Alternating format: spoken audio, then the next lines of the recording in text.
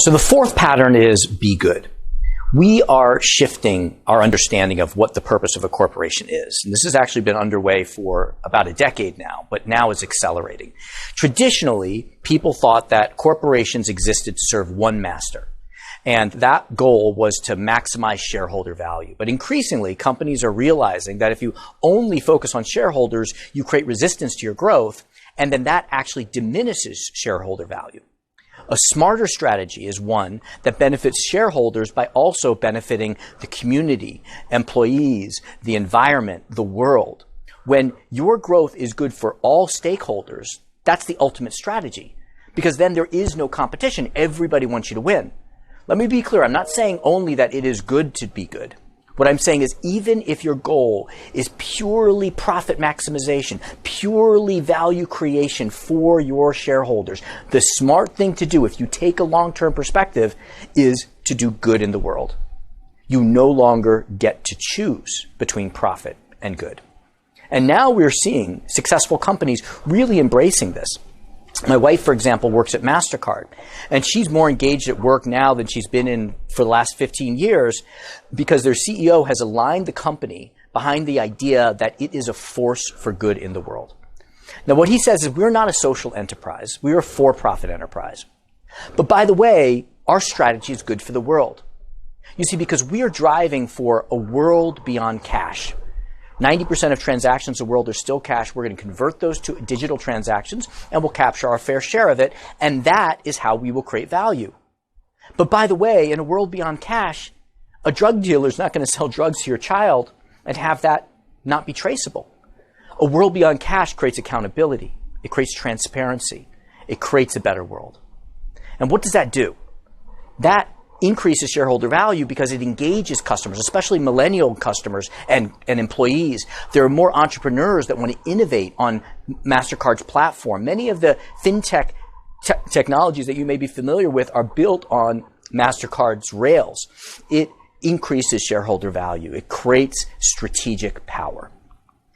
There are business models that are really interesting built around this concept. For example, one of my favorite is called Stockpile. Stockpile is a company that sells stock, but they don't sell it to adults, they sell it to children. And they don't sell it to help you get a return, they sell it to help you increase financial literacy.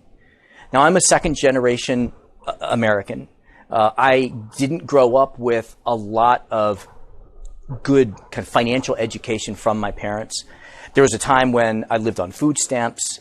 I was on free and reduced lunch, and my wife and I are committed that our kids don't make some of the same mistakes that we made early in our career. We're doing fine financially now, but we're really committed that our kids learn financial well-being practices early on. So now, on their birthdays, instead of buying them a gift card for the Gap or for Amazon, we buy them a gift card for, say, $50 of Stockpile stock. Now, they go onto this website. It's beautifully designed, especially for kids, very colorful. They don't show the Microsoft logo. They show the Xbox logo. They don't show the Mattel logo. They show the Barbie logo. So it's something that kids can relate to. Now, my oldest son, Lucas, he bought $50 of Berkshire Hathaway stock. Now, if you know Berkshire Hathaway's stock price, it's about $250,000. He doesn't own a whole share. He owns incremental share. Berkshire Hathaway lets Stockpile sell incremental shares of its stock. Why? Because they're doing it for good. I have another friend who years ago, he wanted to, for purely profit reasons, take Berkshire Hathaway stock and sell incremental shares. He very quickly got a letter from Berkshire Hathaway's lawyer saying, no, you can't do that. But Stockpile can do that. So my son buys Berkshire Hathaway. My daughter, she buys Amazon. And now they compare their stock prices. When there's a stock decline in tech stocks, my son immediately pulls up his app to compare how he's performing versus his sister.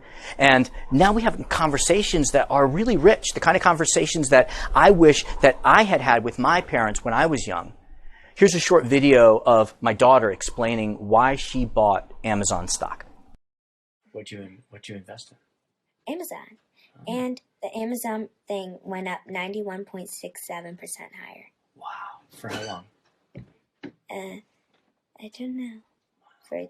And I got $9.17 more. Nice. You made $9.17 without doing anything. Yeah. Isn't that nice to make money without doing anything?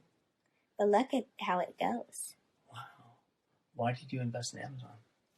Because I like Amazon. Because I get toys and movies. Amazon Prime there. So you figure it's a good company? Yeah. Plus they bought Whole Foods. Oh, good. And I had it before they bought Whole Foods, so it went like... Isn't that great? Here is a 12-year-old girl talking about Amazon's acquisition of Whole Foods and what that did to the stock price. That makes me feel proud. So it's important to step back and ask yourself, how can you engineer a strategy in which your growth is good for the world? A couple sub-questions to ask is, what can we stop doing that's bad?